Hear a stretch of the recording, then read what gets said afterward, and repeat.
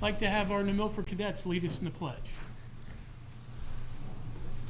I pledge allegiance to the flag of the United States of America and to the republic for which it stands, one nation, under God, indivisible, with liberty and justice for all. A moment of silence for the men and women in the armed forces, our veterans, our first responders, those fighting the good fight in the Ukraine. Thank you. Yes. Katie? The American's Creed by William Tyler Page. You can read along if you know it. I believe in the United States of America as a government of the people, by the people, for the people, whose just powers are derived from the consent of the governed, a democracy and a republic, a sovereign nation of many sovereign states, a perfect union, one and inseparable, established upon those principles of freedom, equality, justice, and humanity for which American patriots sacrificed their lives and fortunes. I therefore believe it is my duty to my country to love it, to support its Constitution, to obey its laws, to respect its flag, and to defend it against all enemies. Thank you. Next, Sal, public comment.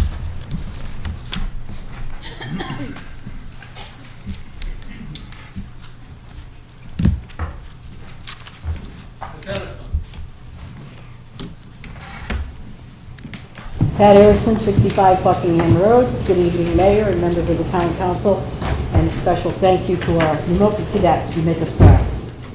I'm here tonight to speak regarding the $750,000 change for the Board of Education.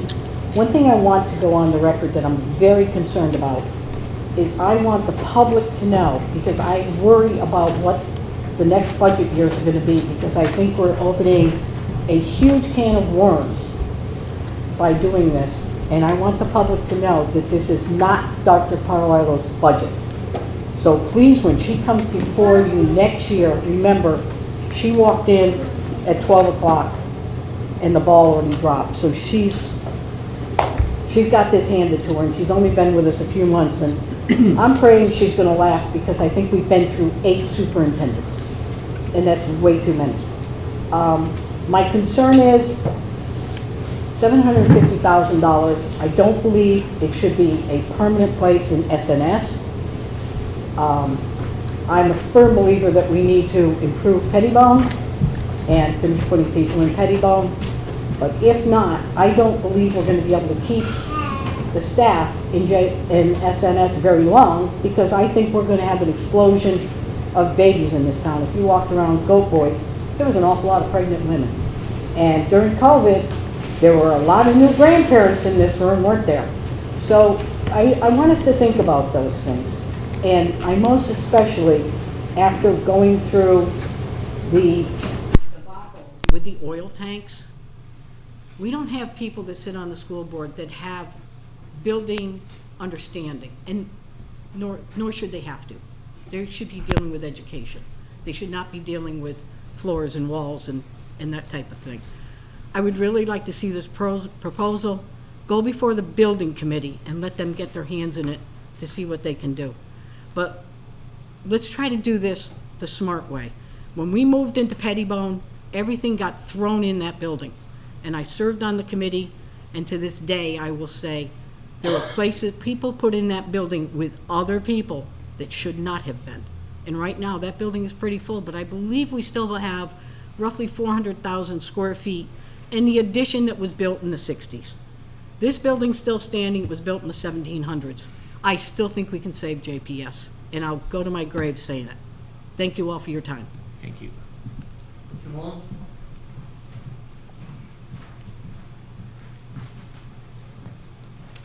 Council, thank you for serving this town. I know it's not always fun, and it's a lot of work. Greg Mullen, 39 Meadowood Drive. All right, my comments are regarding the Board of Ed's request for $750,000 in capital reserve. Given the policies of the Biden administration driving a greater influx of migrants across the country, the move of families caused by the pandemic, and the state's housing policies, I'm not sure we can depend on the studies that said that the student population will remain at current levels or decline. Logic says otherwise. It is in my opinion that any major moves should be part of a town-wide plan that addresses the future of several town properties. It's time for the Board of Ed, town administrators, legislators to put their differences aside and sit down at the same table for the benefit of the community. For these reasons and the potential safety and security concerns, I'm not in favor of the move of our central office into our schools. Thank you. Mr. Fella?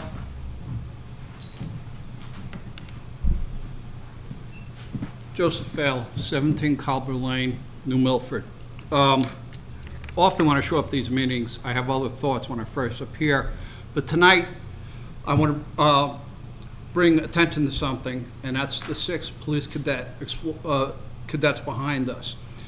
Law enforcement in this day and age is challenged in recruiting officers throughout the entire United States. And what a program like the Cadets does is it allows young people to have the opportunity to experience what law enforcement is, learn from the officers, see what it's like, and make a determination if that's the career path they want to choose. It's an incredible career path at that. Some of you may know when I was in high school, I was what we were called the Police Explorers in those days. It was the division of Boy Scouts. Now it's the Cadets. So hats off to them for their dedication, and to the officers and the chief who make that possible for them. So they deserve a lot of credit, and the best to all of them. On the other issue, the money for the school, the $750,000. The town has wanted the Board of Ed out of East Street forever. And that's an old building, and it's been in bad repair, and that's not news to anybody. For the somewhat 15, 16, almost 17 years I served in some capacity in the community, that building's been a problem. That's no surprise. Nobody knows better what to do with the administrative offices than the Board of Ed. Do you think for 1 minute that our Board of Ed members would want to put the administration in a building where they'd have to turn around and move them out in a few years? Yes, there's an influx in our country as to what's going on. There isn't a study that the Board of Ed has ever had that said the population increase is going to go up significantly. And that's a large section of that building that just hasn't been used. They're out of East Street. The town wanted East Street. Where are we going to put them? That's the bigger question. I think the Board of Ed is wise in what they do and how they deliberate, and they speak with the superintendent and administrators. It's a collaborative effort on their part, and therefore you should allow them to continue to do what they do and what they do best and what they know best. Thank you. Thank you, Joe. No more public participation, Mr. Mayor. Thank you. Next, Kate. Oh, we're going to do the awards? Yep. Oh, So first, we're going to change it up real quick. First, we're going to do the New Milford girls basketball team. Who's here? Ready, Katie? I'm ready. Outstanding season. Like all Green Wave teams this year.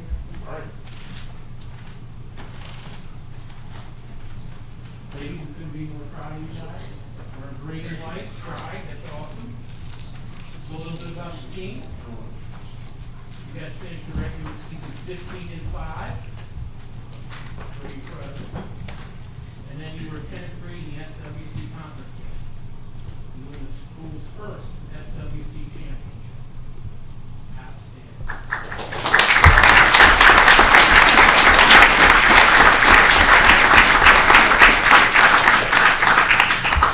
Second overall in the league championship and school history. The last time the girls basketball team won the league championship was back in 1983. Wow, that's around my time. The team won their first round and second round CIAC Class State Tournament games, and you made it all the way to the quarterfinals. Several players were recognized with postseason awards. Sydney Scalzo, Maddie, I'm going to mispronounce your name, I'm sorry. Gato? Gadio, thank you. Jade Wallace were all named to the all-tournament team for the SWC tournament, with Jade being named tournament MVP. Elena Phillies, thank you. Jade Wallace earned first team All SWC recognition, with Maddie earning All Colonial recognition. Jade was also named to first team All State and will be attending an All State banquet later, or maybe already did, right? Outstanding. So it's great. Great team. Outstanding. And we've got some awards for you. So Katie. And Coach, we're going to do you first. Oh, awesome. Come on up, Coach. And this is the same for everybody. The town of New Milford. Of course. The town of New Milford would like to recognize the New Milford High School basketball team for finishing the regular season with 15-5 and 10-3 in SWC conference games. The team won the school's first WC championship and second overall in the league championship. The team won their first and second round CIAC Class L State championship games and made it all the way to quarterfinals. Congratulations. Thank you.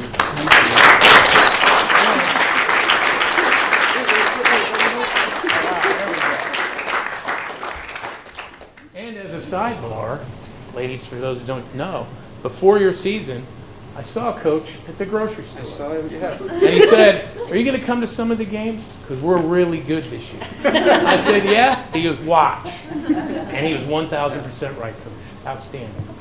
Okay. Next. Amy? That's me. I know. So again, the town would like to recognize the New Milford High School girls basketball team for finishing the regular season 15-5, 10-3 in SWC.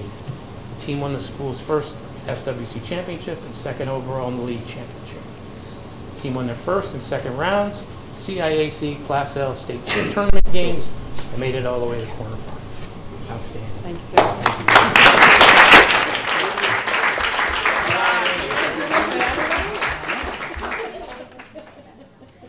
Okay.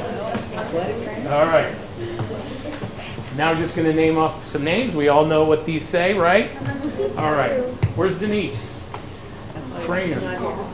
Not here? Okay. Probably doing ice hockey. All right. Abigail. Abigail is here. Okay. How about Sophie? Yes. All right, Sophie.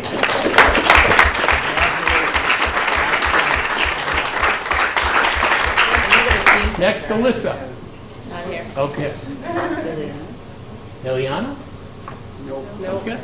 Amelia? Nope. How about not Amelia? Good. Maddie's here. That's here.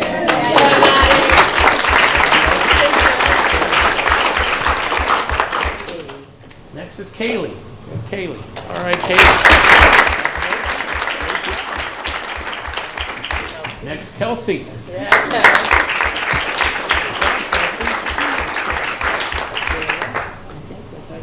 Jayla? Jayla, yeah. Okay. All right. How about Elizabeth?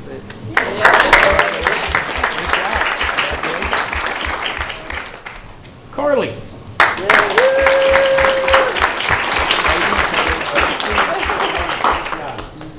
Madison. Oh, Not not here? Good. that Madison. Emily?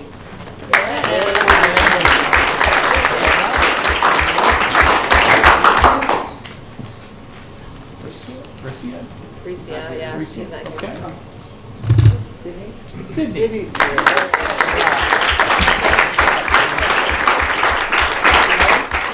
Kayla.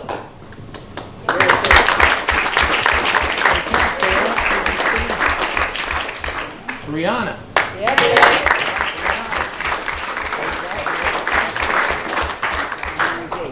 Jade. Not here. Not here. Okay. Thank you. Everybody got it? All right. Can we get a Coach, team can we do picture? a team picture Yeah. with everybody? All right. These are good to coach. Yes. All right. All right, come on, ladies. Gotta get the coaches in here.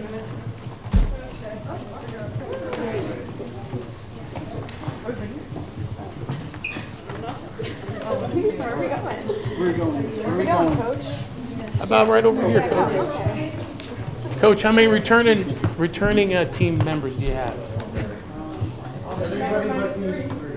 Wow. That's great. We're definitely going to get to see you. Good job.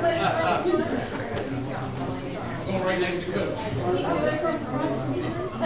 couldn't get up. There you go.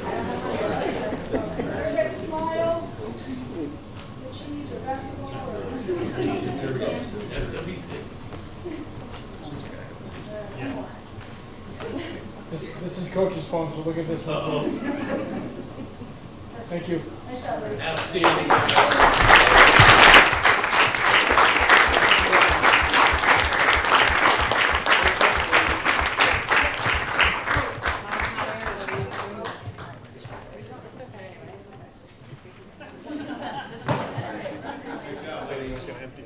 Coach, would you like these? Yeah, I'll take them. Thank you very much. I appreciate Thank you again, ladies. Great job. Outstanding. Great job. All right. it. Congratulations.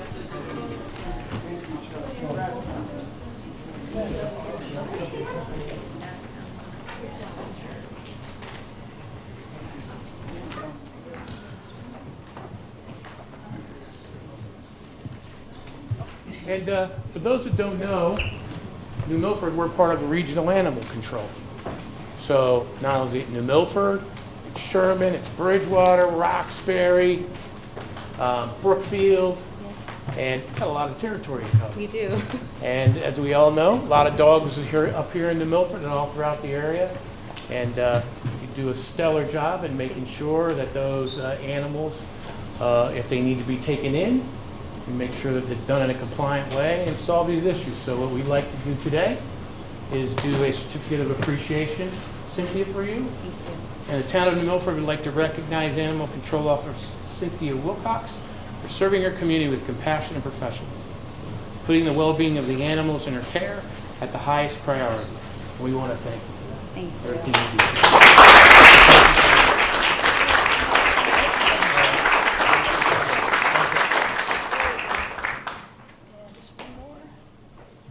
Thank you.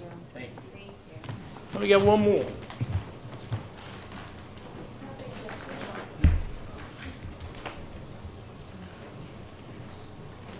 This week is National Public Works Week. Jack, you come on up.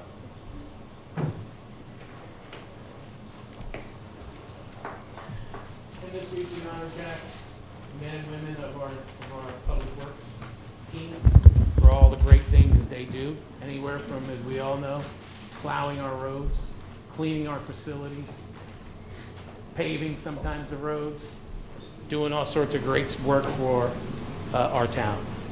Whereas public works professionals focus on infrastructure, facilities, and services that are of vital importance to sustainable and resilient communities, and the public health, high quality of life, and well-being of the people of New Milford, Connecticut. And whereas these infrastructures, facilities, and services cannot be provided without the dedicated efforts of public works professionals, who are engineers, managers, and employees at all levels of government and the private sector, who are also responsible for rebuilding, improving, protecting our nation's transportation, water supply, water treatment and solid waste systems, public buildings and other structures and facilities essential for our citizens.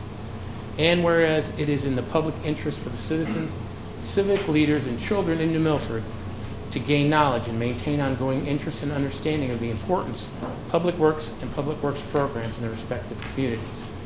And whereas in the year 2023 marks the 63rd Annual National Public Works Week, sponsored by the American Public Works Association and the Canadian Public Works Association, be it now resolved, I, Pete Bass, Mayor of the town of New Milford, to hereby designate the week May 21st through the 27th, 2023 as the National Public Works Week. I urge all citizens to join with representatives of the American Public Works Association and government agencies in activities, events, and ceremonies designed to pay tribute to our public works professionals, engineers, managers, and employees, and to recognize the substantial contributions they make to protecting our national health, safety, and quality of life. In witness, I have hereunto set my hand and caused the seal of the state done at New Milford, Connecticut, this 8th day of May, 2023. Jack?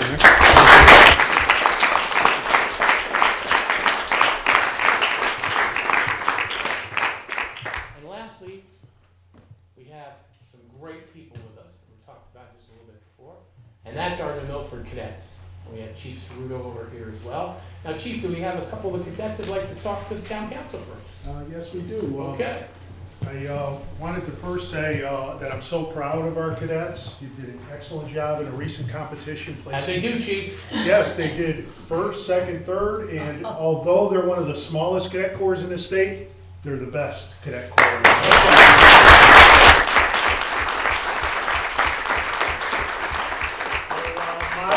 includes leadership, excellence, and teamwork, and you certainly displayed that. So I really want to say how proud I am. Officer Cyan, our cadet advisors, I'd like you to come up and introduce the cadets. Good evening, Town Council. Good evening, everyone. Before we start, I just first wanted to thank all of you for the overwhelming support. Mayor Bass and Chief Spencer Cerruto, you guys were there at our first meeting when we thought about starting this program, and it's honestly been an absolute pleasure and a great success. I've seen these young men and women literally grow right before our eyes. They started off, very meek, quiet, timid, and now, they're going in front of police officers, lieutenants, sergeants, chiefs, town council, and they're just blowing away our expectations. They're growing before our eyes. They definitely are the future leaders of America. I'd like to introduce, I'm going to have Callie come up because I'm going to pass the floor to her. I'd like her to talk about the program, the direction we're going, and specifically really get into the skills day in which they participated in. As you can see, we have some members. They didn't make it today, cadets, but everybody that went placed. And it's a big deal because we had about 37 different agencies from New York and Connecticut competing. And we took first, second, and third in almost every event. So I'm going to pass the floor to Callie, and thank you all very much for your support. Thank you.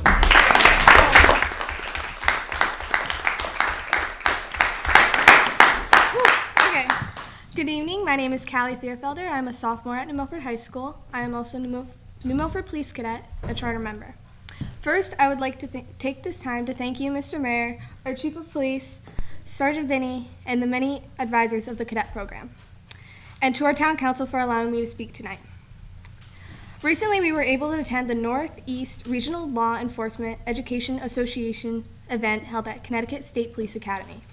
We participated in what is called a Stations Day, where we would take the skills we learned throughout the year, and we competed against teams from 3 other states, over 400 cadets like us, and New Milford is a small town with a big impact. We competed against towns and cities with 3 times as many members as us, and in every New Milford Police Cadet placed in every event they took part in. Every event. Reinforcing that New Milford is awesome, plain and simple. Our advisors and cadets plain and simple. Our advisors, our cadets, and the support we have from the town make opportunities like this possible. The 2 most significant events were team building and crisis intervention. The team building exercise, where the cadets were all blindfolded except for one. The leader directed his teammates to safely through verbal commands and showing leadership. This taught the group to put their trust in one person while working together as a team. The other event was crisis intervention, where cadets had to think on the spot in a highly stressful situation and quickly offer an effective solution. This is where the 2 cadets worked seamlessly in a scenario that was unknown until they walked into the room, which is stressful and unique. We were to act fast at the most stressful outcome we had and to be ready for anything at the drop of a hat. We resolved the situation at hand with the education and training that we learned over the past year. Without the cadet program, I do have to say I would not be able to come up here and speak and do this speech. I can proudly say with the support from our mayor, the Milford Police Department, including our advisors and the support from our parents and families, that the cadets have brought home medals from this competition in all categories that they had competed in, and did not know what the categories would be until we got there. So we got like a envelope, and it was like a mystery of what event that we would have to go in, so we didn't have any time to plan. And we proudly represent the New Milford in a very big way, and we can't wait to do it again next year. Thank you.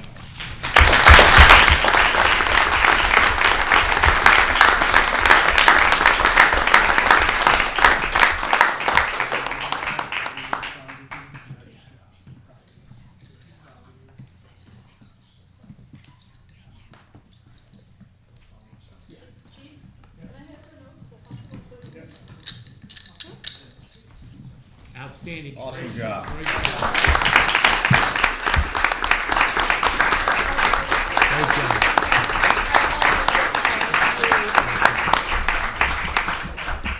Thank you, Chief. Okay, Katie? Great group. Okay, so item number 5, consent agenda. I'd like to move to accept items 5A, B, and C. Okay. Any discussion on the consent agenda? Yes, I just have one item, item C for the police department. They would like to thank the Hometown Foundation for the donation of $1,332.50, which will be used to help pay the fees for K9 Ella, her annual bloodhound training that she will be doing in Maryland. We have a motion and a second. 2 corrections for the minutes. Alex's question to the mayor about the event was who paid for it, and in the minutes it says he paid for the food, but the answer was he paid for the whole event. And I asked if there was a special revenue fund for the opioid settlement money, and the mayor responded I should ask Dr. Ospow, but that's missing from the minutes. Thanks. So we have a motion and a second. Is it okay for the council with the amendments? Okay. All those in favor? Aye. Opposed? Any abstentions? Thank you. Great. Item 6, we have a report from the Student Advisory Board of the Youth Agency. Here we go. Oh, there we go. Good afternoon, fellow members of the board. My name is David Matos, and before I begin, I'd like to say thank you for this wonderful opportunity in allowing me to speak. I honor this very much, and I hope that I'll be able to continue speaking to you all in the future. So before we begin, I'd like to just summarize what exactly the Student Advisory Board does and the theme for this month.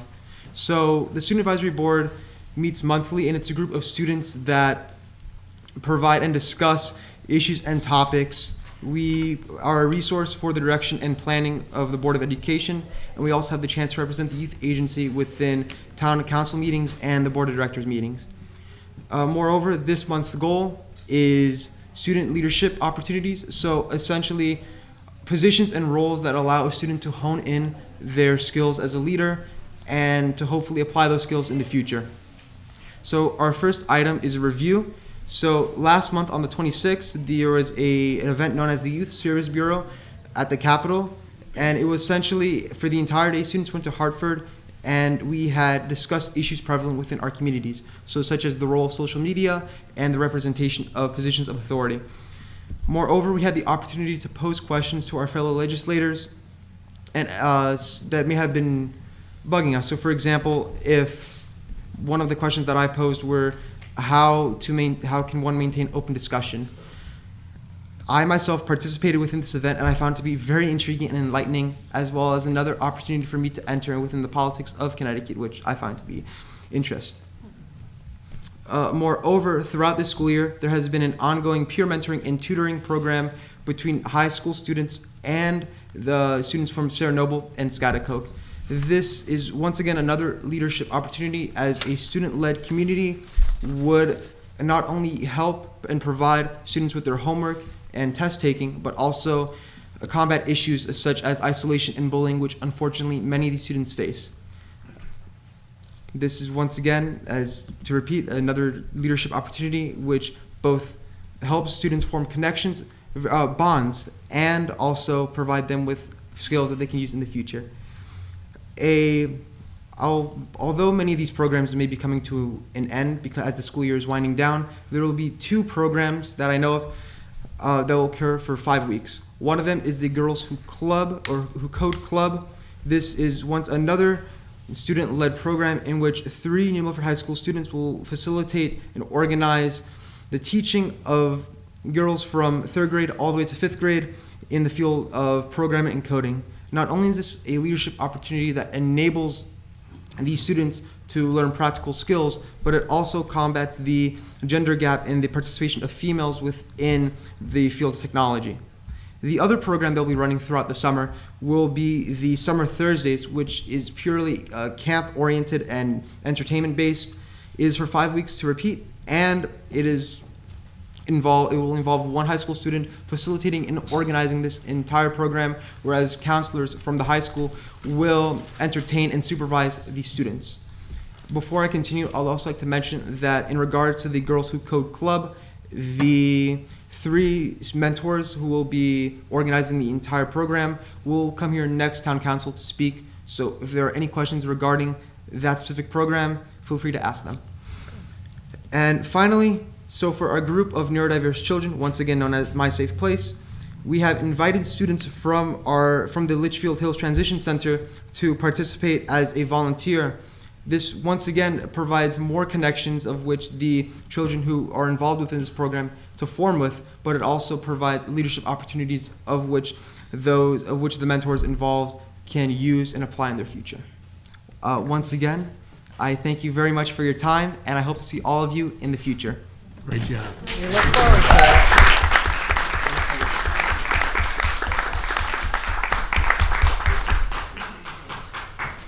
That's great. Katie? Okay, that was a great presentation. Sure was. Mayor, it's mayor's comments. Thank you. First, I'd like to start out with reminding everyone that this coming Monday is going to be Memorial Day. We're having actually here in New Milford, we have 2 Memorial Day parades. The first one is at 8 a.m. at the campgrounds or the parade grounds in Gaylordsville. Definitely get a chance to go up there and see that. We have Scattercoke Band usually comes up and performs there. So definitely come up and check that out if you have the chance. Thank you to the Gaylordsville Fire Department, Chief Tyler, and everybody up there in the Milford Police Department as we celebrate Memorial Day there. Then at 10 o'clock, we're here downtown for the downtown parade. We're going to have a flyover. We're going to have a police helicopter. We're actually going to have troops here as well to help participate. Lots of people are going to be coming in and joining our parade. If you would like to join the parade, please contact the mayor's office. We'd love to hear from you. The more people that can honor the brave men and women who have paid the ultimate sacrifice, the better. When the parade's over, Mayor, what happens? That's where I was heading next. Oh, okay. All right, so when the parade heads, Katie, I'll yield to you for a minute. Well, I hear there's a duck race, the Great Housatonic Duck Race. It's put on by the Rotary. After the parade, you can adopt a duck for $5. All cash prizes, all goes back to the community. Please stop down, and I believe the registrars of voters are going to have some hot dogs and chips and soda for sale. So And can you buy a duck while you go down there right before you the certainly race? can. There will be several Rotarians just waiting for you, and we'll have them up on the green before and during the parade. All right, Thank you. thank you. TSA. An update from the Candlewood Lake Authority. The Connecticut Department of Energy and Environmental Protection is conducting a pilot removal of the sterile grass carp in Candlewood Lake. And this is a response to the lake's lack of vegetation in the water. This removal will be used to assess the efficacy of the removal methods. They'll evaluate the response of the vegetation community and gather data on the fish. This project will necessitate the temporary restriction of movement into and out of coves during the work. Although DEEP will make an effort to accommodate boaters that need to pass if necessary, the attached, and we have it out on our sites already, there's 2 attached maps of where they're going to be doing the removals, and that's planned for Wednesday and Thursday of this month. Want to do some quick congratulations. First, congratulations to our U13 soccer Arsenal team as they won their cup game. They actually won that game in double overtime, and that's with a shootout. Whoa. Pretty exciting. I want to congratulate our 12U boys baseball Green Wave team. They won against the number 9 seed, and then they knocked out the number 1 seed. And both of those teams are from the Greater Hudson Valley League. They're 1 game away from the championship, so we wish them well and good luck. Also wanted to thank Chief Cerruto, who had happened to leave, and also Sergeant Relia. She emceed the event, which was the 2023 New Milford Police Award Ceremony. Wanted to thank Pat McGuire for the bagpipes. He always does a great job. And then for all of the New Milford Police Department citation winners. So it was great to see. Want to congratulate the Scattercoke Surge softball team. They wins over Newtown.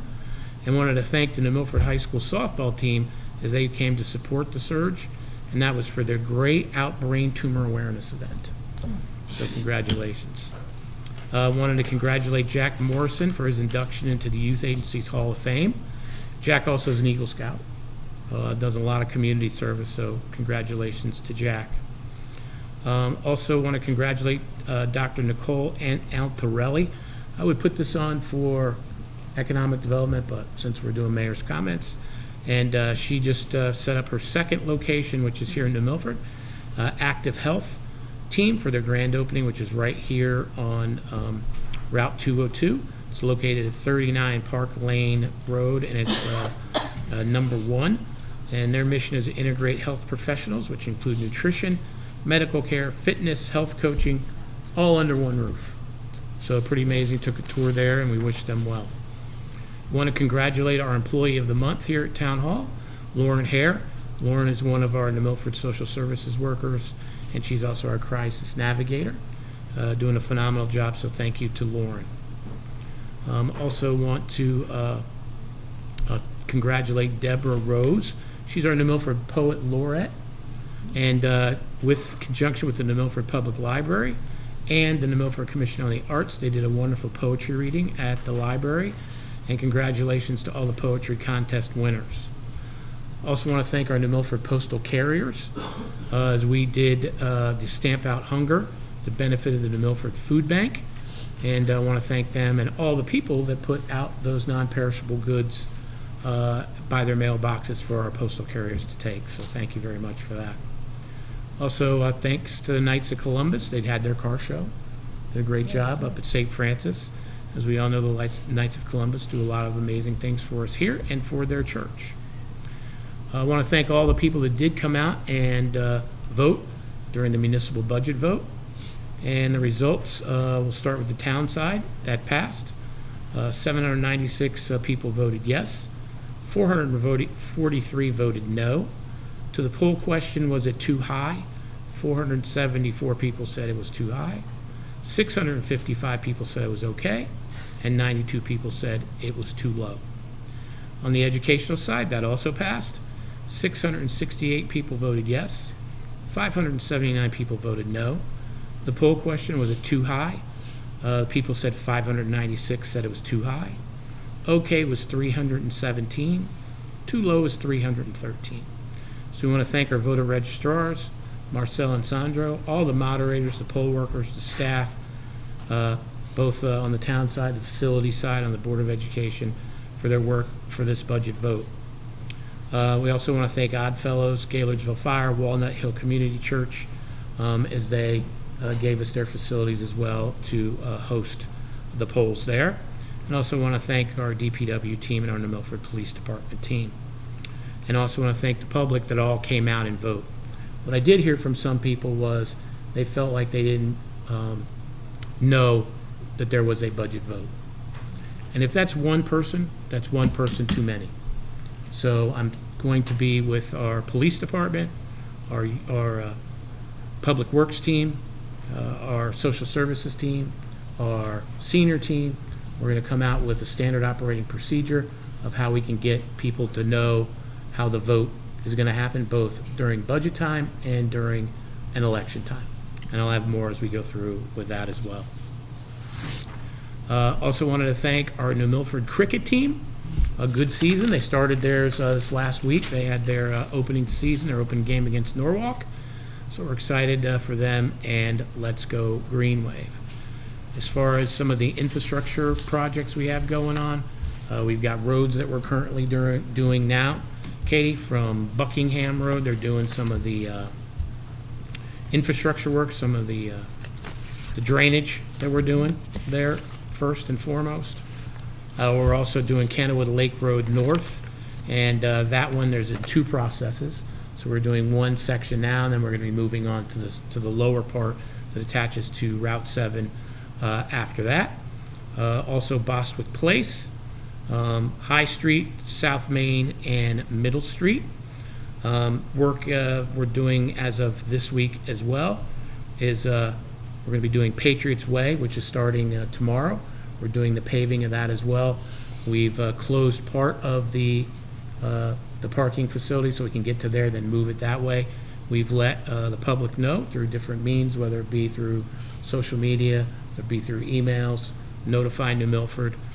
We've let them all know that for those that are here in the downtown, that they're parking, they're gonna have to move as we continue to move the project there. That should be done in about a week, Jack was telling me. Then we'll have a brand-new parking lot at Patriots Way. Some of the bridges that we're doing, Upland Road, the reconstruction is underway there.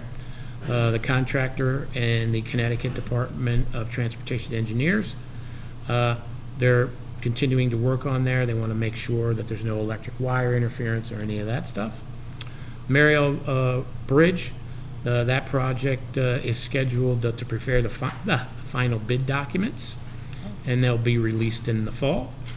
We've got our reimbursements for the Mud Pond and Gaylord Road bridges. They were received finally from the state, as we had grant funding for part of those bridge projects. Let's see what else we've got.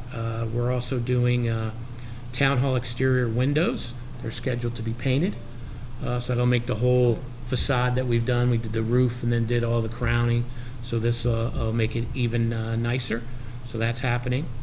We're expecting, let's see what else we got here. We've got approval from Eversource to activate the ambulance building solar panels. And I believe they were completing the work at the New Milford Police Department with the interconnection for that. Century Brass, we continue on doing the next phase of closure activities, Jack and his team on that, to get the site in a clean state, which is what we want. They're continuing to do the final MS4 sampling that's required by the state. And for the sidewalk designs that we're doing, Beta is our engineer. They're completing the final design. And then Connecticut DOT is working on the right-of-ways. Permit applications have been submitted for wetlands with Connecticut DOT and the Army Corps of Engineers.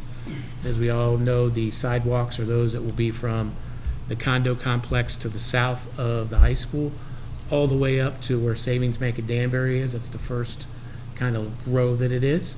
The next phase is that gap where Taco Bell is. Then you have it by Pettibone that goes kind of wraps around Pettibone there up to Three Brothers. And then the last piece is coming down from Canterbury School into the downtown. And that's what I got, Katie. Well, that's quite a bit. Certainly. About the referendum, just, I think it was about 6.8% of the population voted. So did we follow sort of standard protocol for signage to go out, or is there not standard protocol currently? There's standard protocol, but in talking with Mike at DPW, they put the signs out a couple days too late. Okay. And one of the things we're going to make sure is that those are always out at least, I'm saying 14 days. Before it was about 7, I say 14. And then we continue. Now, some of the things that we have no control over is when we put out the public announcements to some of the papers, they have their right or whatever to put them in, not put them in, depends on, in talking to them, depends on how much copy that they have versus free stuff. So it's just making sure that we get that message out for sure. And this is one of the lowest, right? 6.8 is pretty low. I got to talk to Marcel. I'm not really sure. It is a low one. I don't know if it's one of the lowest ones, but it is a low. Good. Okay. Okay. Item number 8, I'd like to make a motion that we approve the closure of the Southern Green crossover, wrong glasses, on Saturday, July 22nd, from 6 a.m. to 7 p.m. For the Litchfield County Artisan Festival. This is pending Traffic Authority approval. Second. Any discussion? All those in favor? Aye. Opposed? Thank you. Item 9, I'd like to move that we appoint to the Zoning Commission as an alternate Joseph McCord, term to be from May 22nd, 2023 through January 31st, 2026. Second. Any discussion? I have a question. It's about the minority representation statute. So with this, the alternates there's no Democrat on the alternates, and there's one Democrat on the committee. So should one alternate at least So if the Democrat's out, there's no Democrat on the committee. So does the statute apply to that or not? So that Is one of the there- alternates should be Yeah, is there of the minority Is party there or an not? open, Randy, do you know, is there an open Democrat alternate Sorry. seat? Is there an open Democrat alternate I don't know seat? what It's the two, composition is. unaffiliated and one, Okay, so and one could he's be. a Republican. Yeah, one could be in that. Yeah, Sure. and that would count as a minority representation. There So there so is how's an that open gonna seat? Or we No, don't know? Here, let me no, look there's it up. not an open No, seat. that, she didn't say there was an open seat. There's not an open seat. But there's a U there. 2 U's and this will be an R. Right, so the U's are considered, Toward minority representation. Unaffiliated are not Right. counted toward that. okay. So somebody needs to be a D. Somebody should be a D on the Right. alternates.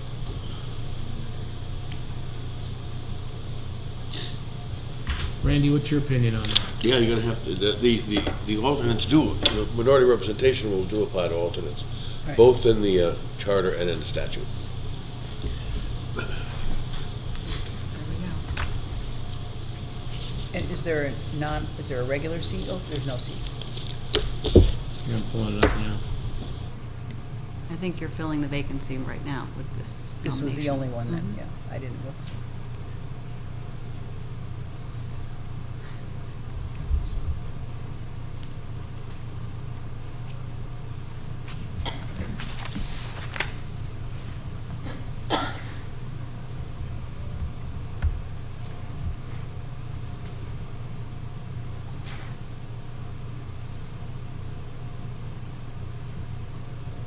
Sorry, those, everybody watching on TV.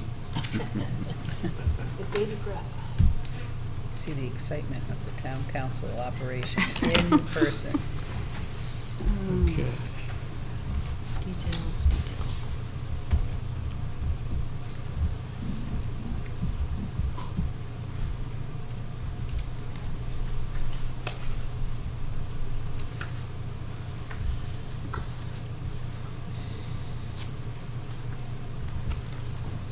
Could we bring back and vote on this until I check it? I would suggest that. Yeah. I have it here if you want to look. Zoning, it says Republican vacancy alternate. Randy? You want to take a look at this? There's a vacancy for a Republican seat for an alternate. Right, so According to there's that. no, Yeah. it's 2 U's and an R on the alternates, so. Well, how many members are there? 7? 2 U's and an R plus no, You're all right. Because the unaffiliates there don't count toward minority representation. You have a Dem. You have a Dem. This is for, this is an alternate. Alternate, Commissioners that's the and question. alternates. Does an alternate apply to the, yeah, alternate does apply. So- It applies to the entire commission, minority representation. Right. So Okay. there's an R So is it alternate. okay to do the R? No, you need a D. You need a D. Even though this is an R vacancy? Yeah, it just happens to be an R. Too many Rs. But there's really no such thing as a D or an R vacancy. It has to do with the composition of the board or agency 7. under the minority representation statute. Okay. So I'll rescind my Let's- motion. Table that and, yep. Then Randy, can we circle back on this to figure out? Okay. All right. So And we had Mr. McCord here, and I'll talk with you tomorrow, and we'll figure that out. Okay. Next. All right, item number 10, I'd like to move to approve the request of the council from the Board of, at the council and the Board of Finance, which I don't really have any way to do that, but they'd like us to approve the release of $750,000 and $139,800 for 2 projects. A, the $750,000 was the construction of a permanent central office at Sarah Noble Intermediate School. B was the $139,800. That would be funding a portion of the school security grant program, which is through the state of Connecticut Department of Energy Services and Public Protection Office. Second. Discussion. Do we have to vote on both of these together? No, they're separate. No. Do either A and B. So you want to start with A? Discussion, okay. So we'll start with A. Chris? Yeah, I've got a bunch of questions and comments on A. Okay. The first one and We foremost. have Dr. Parlato, we have Matt, who's the facilities director there too, so. Yep. So first and foremost, did this go through the municipal building committee? No. I'm a member. Did this project go through the municipal building committee for their review? No, it did not. Why not? It did not because a reconfiguration of internal space on property dedicated for school purposes should not be subject to determination by the town. There's no need for it to go through the municipal building. Randy? So, It does, it's construction. so the whole reason why we have a municipal building committee is due to construction projects that failed certain review. This is an internal reconfiguration, this is not a construction project, it's no Inside. different than. So, $750,000. Randy? It says construction of a permanent central office. I mean, what's this? No, but that was not the request of the town council. Yeah, it was. The request did not say permanent. Do what you want, but the fact is It it's does. construction under the term, under the municipal does. ordinance. I spoke with your lawyer this afternoon, and the reality is that this is municipal property. It's under the control, exclusive control of the Board of Ed, but it's municipal property, it's owned by the town, and the municipal building committee has jurisdiction and responsibility to advise, consult with, and make recommendations to the Board of Education and the other entities concerning construction projects. That's black and white. I didn't draft that. It does read on what I read, the motion, it does read the construction of a permanent central office. Permanent is a state of a point in time. We all know that. If there's a better idea out there that satisfies the needs of this district, they should have been investigated for many, many years at this point. As a matter of fact, some of the campaign promises of some of the people who are up here right now said that they would figure out what to do with East Street and with actually John Pettibone, and so these are obviously things that should have been discussed and should have been planned. I feel like the Board of Ed has done due diligence. There was a $5 million price tag on East Street back in 2017. There was a $4 million price tag on reconstruction for Sarah Noble at one point in time. The Board of Ed did not bring that forward because they thought it was too expensive. There was a $1.25 million tab that was discussed at the Board of Ed, and it's been honed down to $750,000. The Board of Ed thinks this is a reasonable plan. That's why we submitted it to the Town Council and the Board of Finance. And it's my belief, based on my conversations with the board attorney, that this project does not need to be under municipal control. And I guess that's something that the lawyers can talk together about. Randy? It's a construction project, despite the niceties of the definition. And the reality is that that's the request. This is what was presented to me. A construction of a permanent central office. It's a municipal property. You cannot deny that this is owned by the town of New Milford. The Municipal Building Committee has responsibilities to know about this construction at a minimum.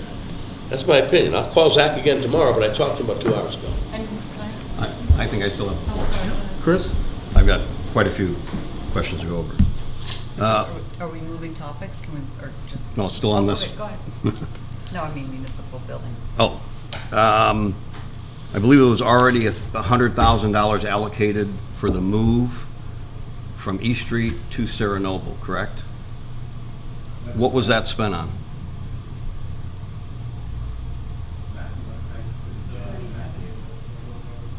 So it was a $100,000 request, and $37,000 of that has currently been spent. So some of that is cubicles, so we have cubicles in our office to block us off. Some of the moving supplies. I can certainly get you a better list, but I know it's $37,000 and change. So there's $70,000 sitting somewhere. That we certainly would return to, if was not used, return to capital reserve. Okay. Central staff has already been in Sarah Noble for roughly 6 months now, correct? November, yes. So what tasks haven't they been able to complete in the last 6 months since they've been in Sarah Noble? I think that, I'm going to reframe your question a little bit. So I'll speak for myself. I won't speak for the rest of the staff right now. So as you might imagine, there are things that I discuss that are very confidential, right? So in the current setup, it is impossible for me to have a confidential conversation. So I do take calls in my car. And that's not trying to be dramatic.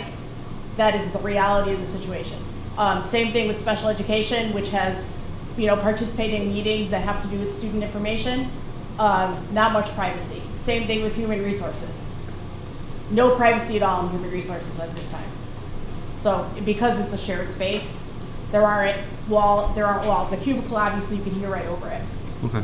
So it's primarily a privacy issue, confidentiality. I think privacy and then secondarily is what kind of office do we want to present to the world, right? So does it look like a professional office space right now? Not necessarily. These are nice classrooms for sure, but Yep. yeah, it's not. I wouldn't deem it a professional office space.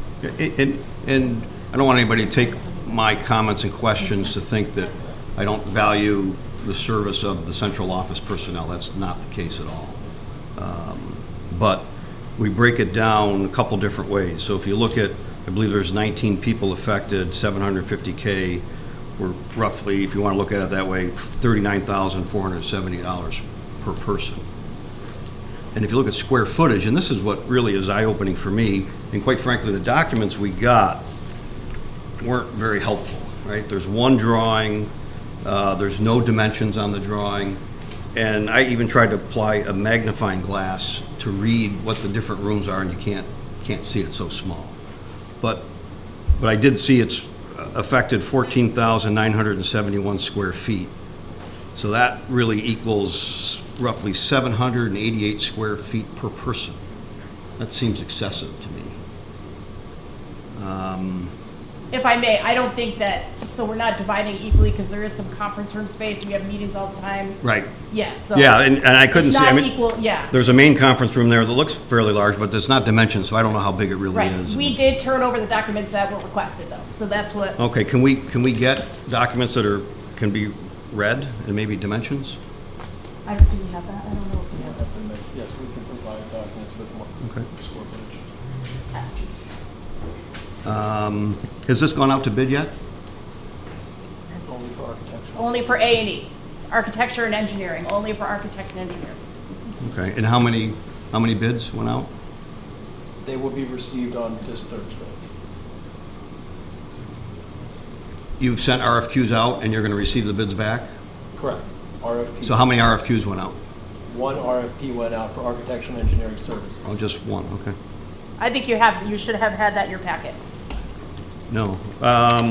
One request for proposal went out and X number of bids came back.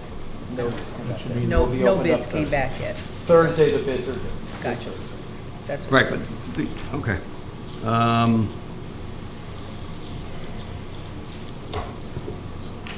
So we just went through a budget and there was a capital plan. Why wasn't this on the capital plan for this year that came out in February? We didn't have it on the capital, sure. Do you want to address that? Yeah. This has been on the capital plan forever. It's not on this one here. 5 years, this is a problem with the town organizing itself to move forward, all right? The East Street facility is not a functioning facility at this point for us. My question has nothing to do with East Street. It has to do with the 750. There's a capital plan. At the point this capital plan was put together, you had already moved from East Street to Sarah Noble, and the Sarah Noble... The move was not complete in November. The move was completed in... Your capital plan came out in February. Every person was already in Sarah Noble at that point. Why was this project not on your capital plan? I'd have to see what you're referencing. I'm not sure. It's your 5-year capital overview that's on your website for your budget that we all deliberated on in February and March, and the voters voted on just a few days ago.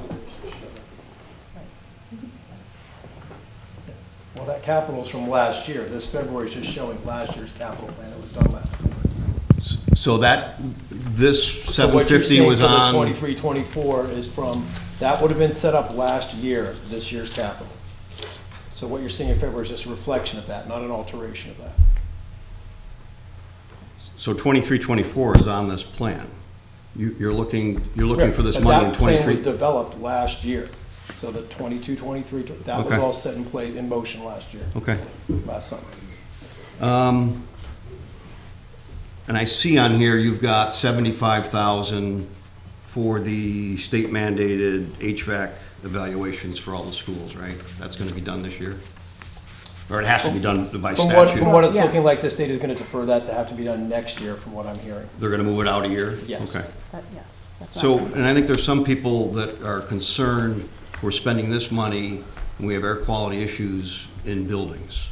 And I see you've got 612,000 in this capital plan for those buildings. Can you talk a little bit about the timing and how far along you are in that planning?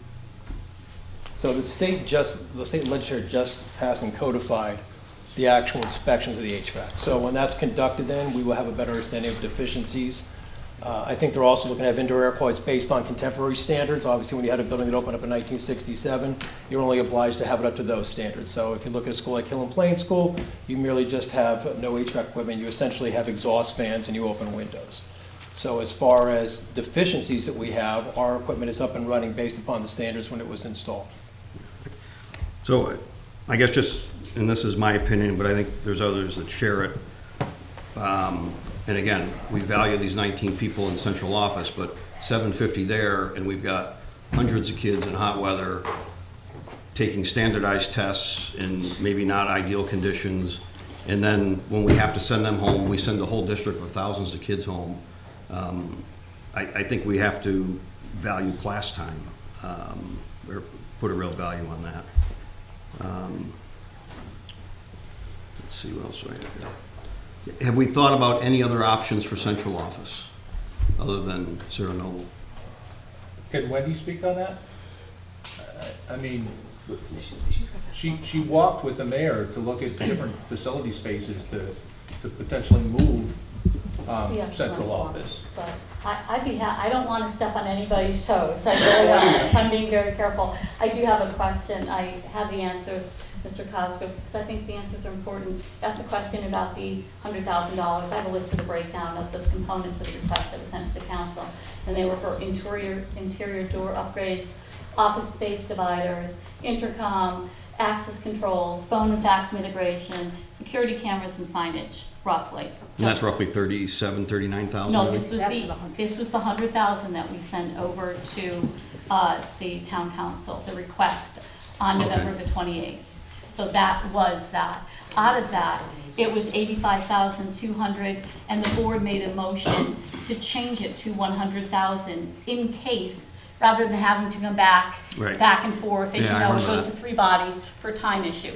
So that is an answer to your question, which I think it's important to get those facts on the record. Your question about East Street, some of us is, looking at other sites. The conversation regarding office space is a simple one, but it's a complicated one, and there were other conversations. I personally, when I was the board chair, physically only went to one location with the mayor, and that was in over Litchfield Crossing. We went over there and looked at some space over there. I had some questions about, is there any other retail space? I'd asked about the CLNP site. I've asked about, a few of those others. It's difficult because anything that you're going to rent, you're going to put money into, and they own it. So there was the concern right there. And being prudent with dollars, that's a concern. Fixing up someone else's house and handing it back isn't great when you're renting it. With regards to office space, and I've heard Pettibone, and I've heard, the general conversation. The board, and I'll speak very carefully because I have no authority to speak for the board, but the board has no allegiance into one geographic location or another. They want it to be effective, cost-effective, safe, and work for the best interest of the town.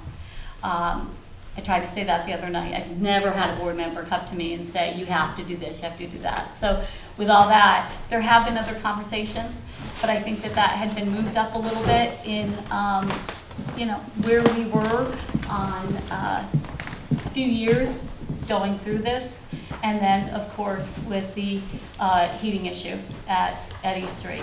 The preliminary move was in November because of the heat and the boiler.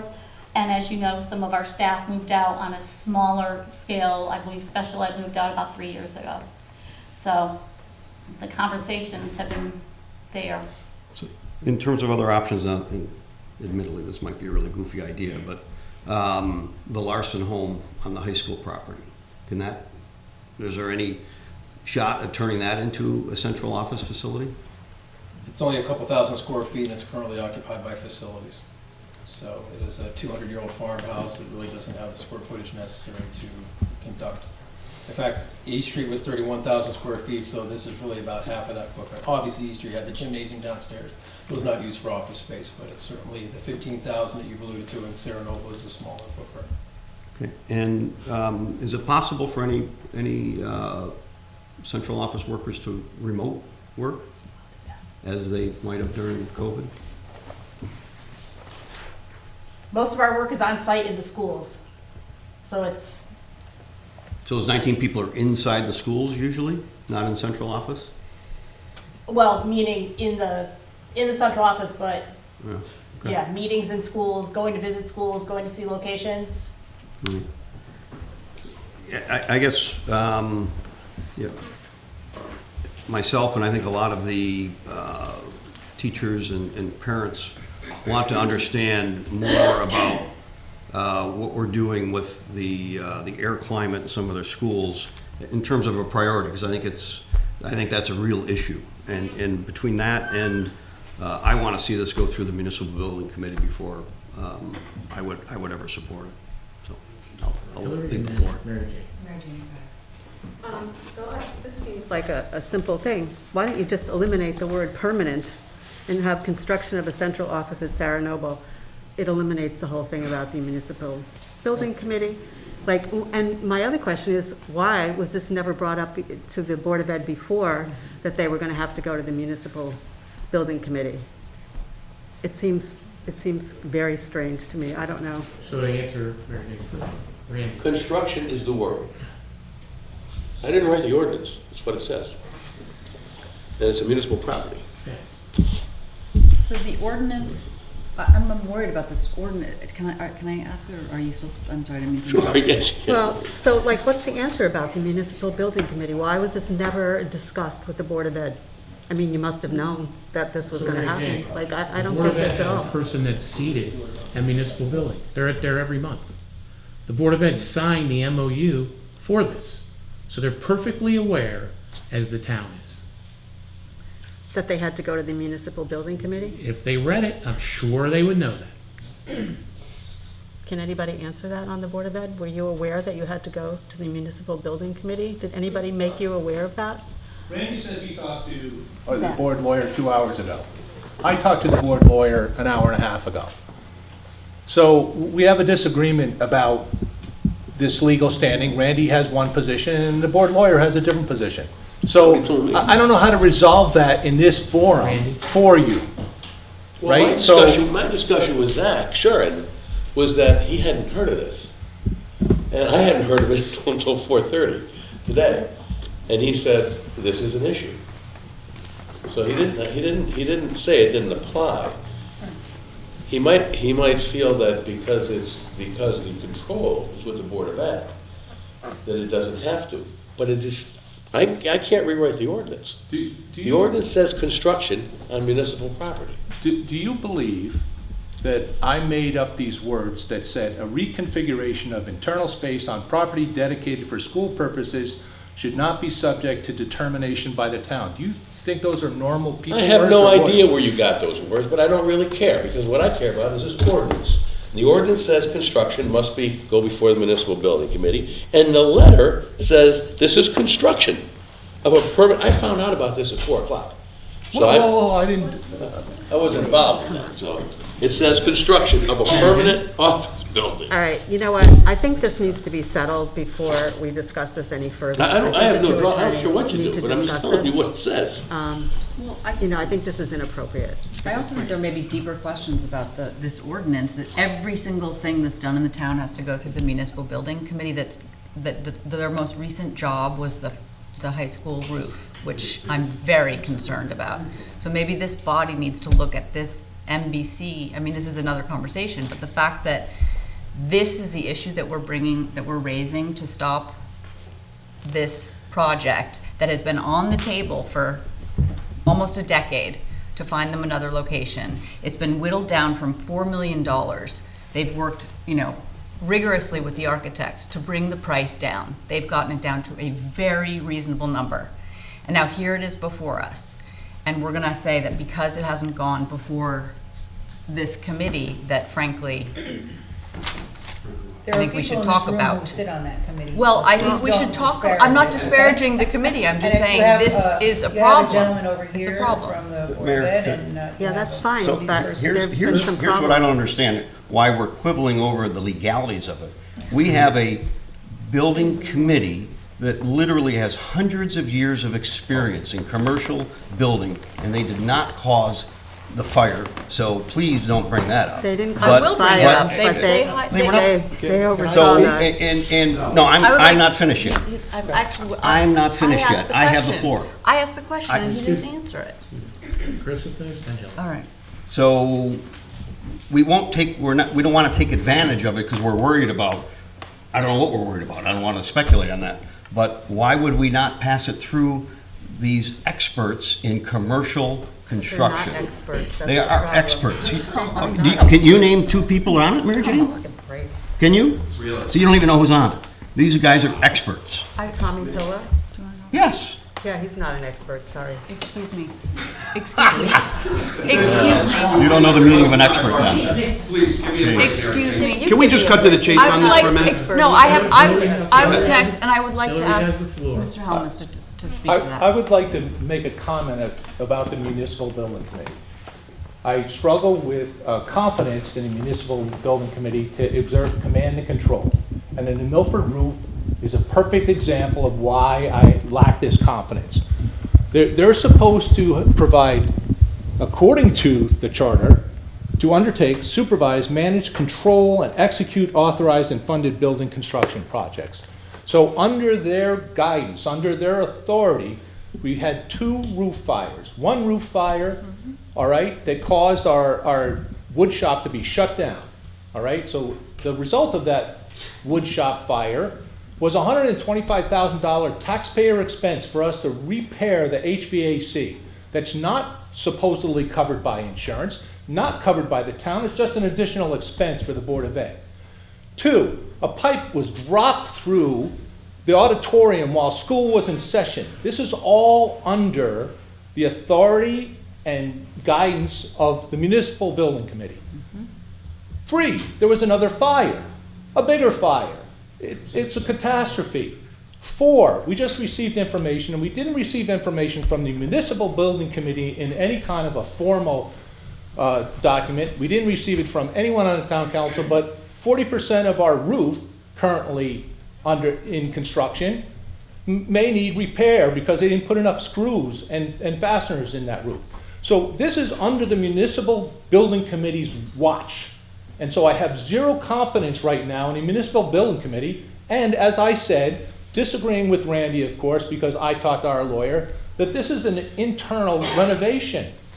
And so I don't think it belongs under the Municipal Building Committee. And yes, I have my issues with the Municipal Building Committee because I think they're not doing a great enough job. And What about the I would like to library? just finish. I'll have one more point I would like to finish. To bring it back to the question at hand, and I agree with everything that you just said, but the question at hand is, can they spend money from their capital account? $750,000 from the Board of Ed's capital account. We just spent $5 million in surplus of the taxpayer dollars. This is Board of Education surplus money, capital money. And they're asking, which I don't even know why they have to come to council, but these are, again, another law. But this is outrageous that we are putting them through the ringer when they brought it down from 4 million, and it was never an issue at that time. So now here they are with a reasonable plan, and we're getting into this now. So, to answer your question a little bit, Hillary, first of all, the American Relief Funds that you continue to talk about, right? No, that was not American Relief. Are the surplus funds, is that what you're talking about? Surplus. That goes through the process. We followed the full process.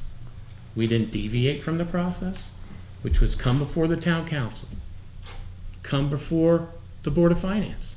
So we did everything that was there. This is part of the process. It was agreed to by the town council and by the Board of Education at the time to run these projects through the Municipal Building Committee. That's a fact. Now, I don't know why we're all charged up. I actually, believe it or not, agree with Mary Jane to some extent, where she's saying, let's look at this, think about it, talk about it, have the two attorneys talk about it, and bring it back. You know what? I think there needs to be some wording changing, and I think, that might solve the whole problem, but the attorneys need to work that out. My other comment is that they need the AC in these offices. There's no question about it. They work all year round. They're going to be there in the worst summer months, and the schools need better AC. They have, honest to God, there's a lot of us sitting here that went through school with no air conditioning, and we survived, and we became educated, intelligent, successful people at our jobs. So, but the kids today, are used to AC. Everybody's got AC. You've got AC in your office, the board of, the finance director, everybody in town has AC in their office. Why should they not have AC in their offices? And why should the kids not have it? So let's figure out, let's give them what they need, and let's give the kids what they need. Hey, I'm sorry, Mary Jane. Hey, Matt, is there AC in Sarah? I don't see any AC in this proposal at all. Sarah Noble has air conditioning. Yes, so I think the misnomer here is that once you put up a wall and create this space and delineate two spaces, we now have to address HVAC. We have people in there. So currently they have what are called unit ventilators. One big unit serves the entire 900 square foot classroom. Once I put a wall up there to create a space for a director, then I have to address the fire sprinkler, the lighting, the HVAC. So we need to bring in outside air. We need to have heat source there. You've probably all seen the mini splits that hang up on the wall. Yes, they provide AC, but they're really there to provide the heat. It's a heat pump. So we could do vice versa. So we're really not adding air conditioning to central office space. That school has air conditioning throughout it. So that's basically what it meant. It's not on the spec at all. I'm gonna make a motion to table this so we can get a review from the Municipal Building Committee. I don't think that's a big ask. And quite frankly, after 14 years of sitting here and watching budget after budget, I have zero confidence in the Board of Education's ability to manage our buildings. I have 100% confidence in the way they educate our children. 100%. You're not in the construction industry. You're just not. The buildings reflect that after all these years. If you were, they wouldn't be in some of the shape. Okay? Quite frankly, this has been an ongoing issue. I'm not against this project, okay? But I'd like other professionals to review it. And quite frankly, I'd love to walk the space too. I would. I think many people in this room who are participating in the construction industry would also like to walk that space. So we can make an intelligent decision here and help spend the taxpayers' money wisely. That's the job of this body, okay? That's the job of this body. It is yours as well. But we're looking at it from a higher perch here to see what has been the track record. I remember about $180,000 being wasted on an oil tank at East Street. Because of why? Because of why? Because one guy made the decision not to do a deeper test to see how deep the tank was. Pretty simple stuff. This is not the first thing I've seen in 14 years of sitting at this table. I'm a supporter of the Board of Ed. You've educated two of my children, both my niece and nephew, fabulously, and all the kids in this town. What you don't do well is fix the buildings or do construction projects. You just don't. Well, apparently it's neither not. does this committee, because the The roof of the building- high school nearly burned down. The municipal and- building, and they- the municipal and building they- committee was not the general contractor on this. They hired- reviewed it. I'm sorry, but. You no, don't, really, Hillary, you This don't is- realize. What he's saying is insulting. and It's not insulting, it's reality. The truth sometimes sounds like an insult if you don't like what I'm saying. insulting. It's not insulting, the track record is there. Let's go back a few years and dig out the minutes about the money wasted on an oil tank. We'll address the fire in a second. We'll address the fire in a second. Okay? I'm gonna make a motion to table this till the next meeting after we get some sort of review from the municipal building committee. That's my motion. Well, I'd like to make a motion to disband this committee because it's proven Unfortunately, to be useless. unfortunately, that's and not in your purview. This is I can something we make a started motion. working at 14 years ago because we had the exact same type of problems. Feel-good Well, folks Tom, on different projects trying to Who look hired- at large who hired- construction who hired- industries. Who hired the construction company? Tom, hang on a second. And where was the work of the Would you person? like to make that motion to disband the municipal building? I think it needs to be. Is that your motion? My motion is we need Okay, to we're in the middle of evaluate. another Excuse me, Katie. My motion. Is that your motion? Can I make a motion? That's what you- There's that's a what you motion on said. the table. There's a motion on the table. I'll pull my motion until that Thank you. motion. And I think that before we put another job of this taxpayer money in the hands of this committee, we should analyze how they do their work and how the fire happened. And how that company, how the fires, I can listen. tell you right now. No. I think it Excuse me, should be Hillary. looked at. I think if we are about to I can let tell you- taxpayers, I can so tell you my something right motion now. is, Before, do you Yes. want to make a motion? Yes. Because these are out, to disband the municipal building committee? no, you heard what I said, to evaluate how they made the decision to hire the company that they hired and how it turned into, so I would like to make before we put taxpayer dollars in the hands of this committee, I would like to They know don't have any dollars. how they made that decision. They have no budget. What, okay. How so they you- make the decision. You're confusing, I know No, I'm myself. actually not. What do you, before it was you want to disband it, now you want to do what? I'm trying to understand. You're asking them to get permission from a committee that I don't necessarily We're know. not asking for permission, we're asking for a review. That's per the Nobody said ordinance, permission. Can I just Oh, say? There's no That's word per the permission ordinance. ever used here. Excuse me, Randy? What is the, can you explain to some of the council people what the ordinance is? So we can all The understand. ordinance vests responsibility for assisting, for advising, for consulting in the municipal building committee for construction projects on municipal buildings. It's kind of that simple. So the motion to investigate the committee is separate from that. That still exists. That's not a motion to repeal the ordinance or to disband the bill. You can't disband the building committee. Randy, is there any language in there that says that the municipal building committee is an overriding, is the overseer of every project like a general contractor? No, Does they have it's any a review. liability to that? They don't. I'll tell you what, Because I they're didn't not write the general thing, so- contractors, they're not here supervising it. We hired a Hey, guys. we hired a construction firm that did that work. They had 2 accidents, okay? We had 0 to do with the municipal building committee though, Come Hillary. back to the subject. 0 to do with them. Randy? 0. It's not, They didn't hire them, the Guys? town hired them. No, that's not how it works. the building committee did The not. building committee doesn't do that. building committee has the following response. Consultant. Excuse- I didn't write Randy, this, I'm just can telling you what you- it says. Can you, so everybody that's on TV can watch it, those that are in the audience, and our fellow council people. Okay. The municipal building committee shall have the following responsibilities: to undertake, supervise, manage, control, and execute authorized and funded building construction projects upon the written request and authorization of the town council.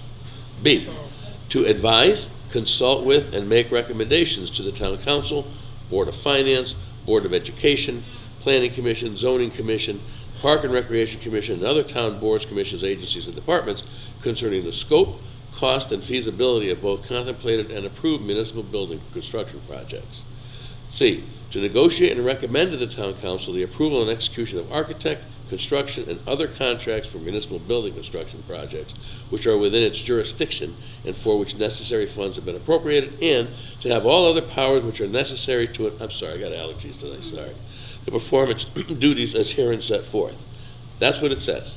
Whether that's been complied with over the years, I don't know. Andy, what is that? Can you just tell me what that, what you're reading there?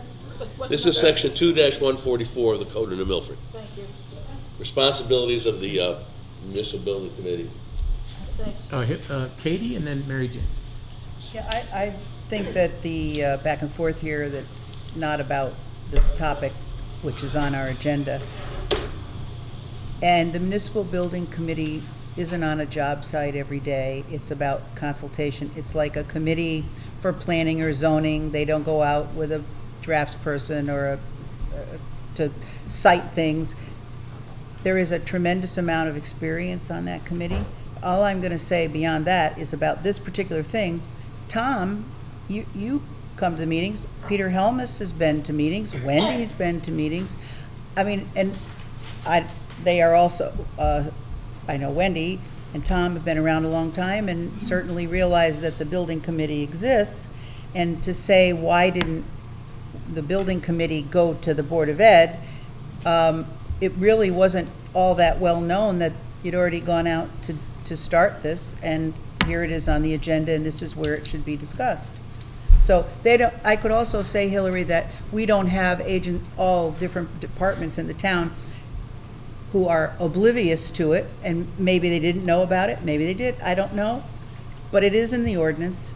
Our attorney's already said this, you're gonna talk to their attorney. So as Tom has brought up, let's table it. And disparaging the people who volunteer their time to be on any committee, it is not what we're here for. So let's just stop that and go and say we'll table it and go forward in next meeting. Mary Jane? I think before we have any discussion about the municipal building committee, the attorneys need to figure this out with the Board of Ed and get the correct language down, and maybe that will solve the whole problem. So, Yeah. and that will, we don't have to talk about the municipal building committee, period. I concur with Right. Mary Jane. If this was drafted such that the renovation of the interior of Sarah Noble School to accommodate offices, it's a lot different than the construction of use the same word, the C word, in here, the same word that's in here. I can't ignore it. I don't care what you do. I really don't. I mean, I don't have a dog in this fight. But I will tell you, that's what the statute ordinance says, and I didn't write the ordinance. Right. So I can't tell you what the drafter's intent was. So, Tom? I'd like to remake the motion to table this until we get a review from the municipal building committee, as well as some tours of the building through some councilmen and other folks that would like to see the space. We have a motion and a second. Any discussion on the motion? Yeah, I object to that motion. I think that's,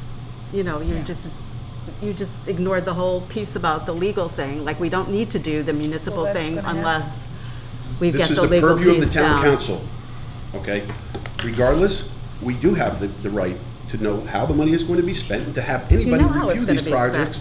We have the right to have anybody that we want review these projects in order to satisfy the council members here. I, for one, am not satisfied. Yeah, it's the same old thing, Tom. It's You not vote the same against old Board thing, of Mary Jane. Education I've all supported the Board of time. Ed for years. If you No, you remember my don't. second year in, I was the guy that made sure that all-day Oh, come kindergarten on. came in, Mary Jane. So please stop making up tales. You and I have been in this room a long I'm time. not making up Can any we details, and you call the know vote it. for the motion? So we have a Thank you. motion and a second. Thank you. Did you, Call for a vote on this, please. did you have some Can I ask one discussion on the question motion? about, or a vote on that? So have all the work that's been done, like the roof on this building, that's all gone through Yes. every single thing that's been done through the town goes through the MDC? Since it began when? When was it formed? I'll get you the Okay, dates for that. all right, thank you. When was it, I 2008? just want to get the motion. It was proposed 12 years ago, and I think it was approved No, we 6 just or said- 7 No, years it ago. was, it was, I proposed the Yeah. municipal building committee, and the second time I ran, it was my second term. all right, we have a motion and a second. Yeah, it wasn't done. It was 2019. It Yeah, it was, was- I'm just saying, it was on the table for the last But it 12 didn't years. exist later. until 2019. Okay? Okay. That's That what it was- says right there. So we have a, So- 4 years we have a ago. motion and a I don't know where second. you've been. All those in favor? Aye. Opposed? Aye. I mean, no, no. I oppose. All right, so who is in favor? Who is opposed? Okay. All And right. this is 10A only that we're talking about? Yep. There's another item here? Yep, there's 10B. Okay. So part of the motion was 10B. I'll reiterate that we are looking at school security grant program through the State of Connecticut Department of Energy Service and Public Protection Office. This is $139,800. That's the Second. local funding portion. I second that.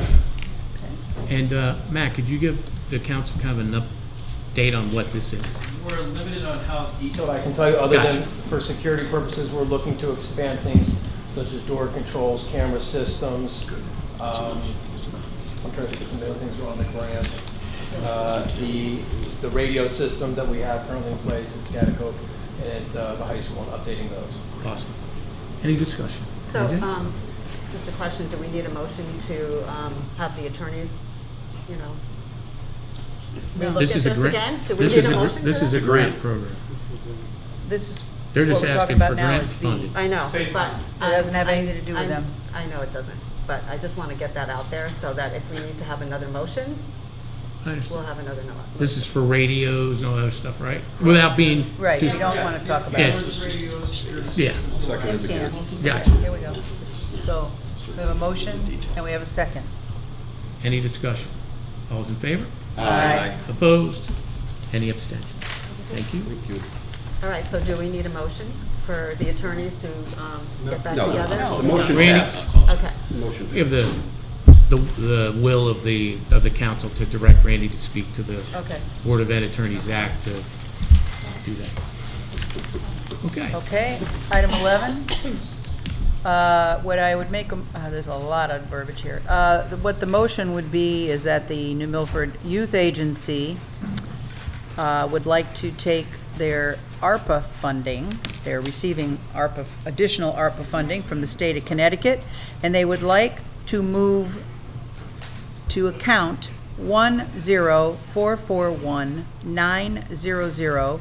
1044190043305, which is a revenue account, where they received $38,053 from the state.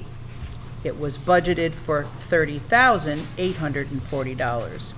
So they would like to move the additional unbudgeted revenue, it's an adjustment, to a reciprocal expense account, 1044190058905, to be increased the difference of $7,213 to match the received revenue so they can properly report and utilize the funds.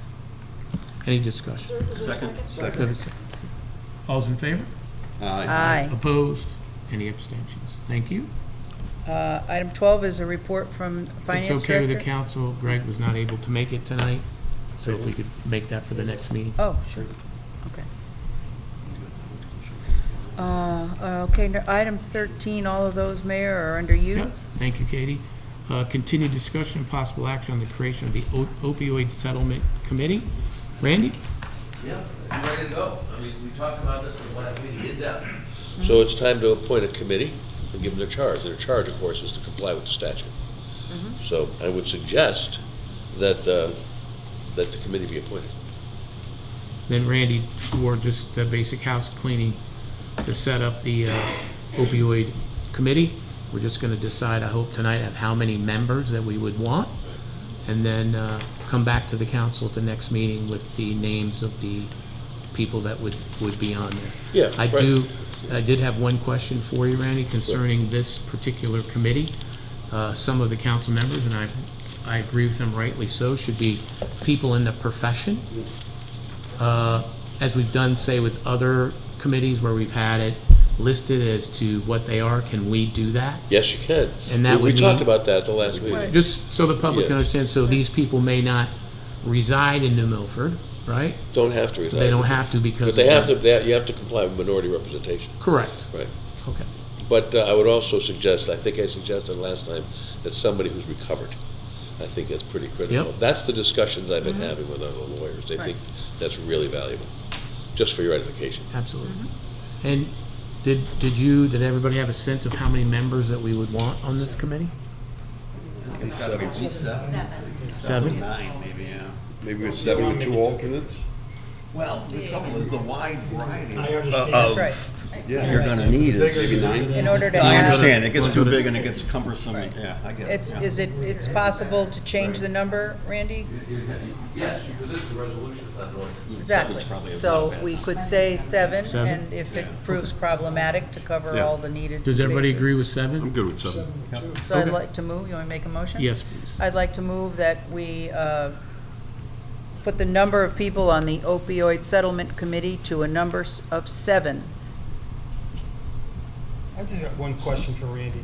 You mentioned I'm minority. sorry, is there a Second. before you? Yeah, I'm sorry. sorry. Does this have to be a political thing? I mean, can it, Minority representation is a political thing. You have to have. even with this? Oh, sure. All right. So if you go to the doctor, you got to ask him if he's Republican or a Democrat. Is that what you're trying to Well, say? you go to the. I understand what you're you go saying. to the rolls. No, but if it's someone from out of town. That's what I'm Yeah, saying. you have to ask them. Right. Right. That's what I'm saying. sorry, Stephanie, I mean, what if did you're you going to ask branch me? out to other towns, he has no. What you don't no want to skin do in the game here. regardless, So. yeah, you don't want to run afoul of minority representation. Right. You just don't. Okay. A couple of Okay. towns have do that, but. Should we put this? Right, Trouble is of course, the it's our town. professionals to Yeah, volunteer right. their time is. Right. So shall I amend the motion to say that? I'd like to amend my motion to say that we will have a committee of 7 on the opioid settlement committee, being sure to cover the minority representation and strive to find the 7 people in our own town.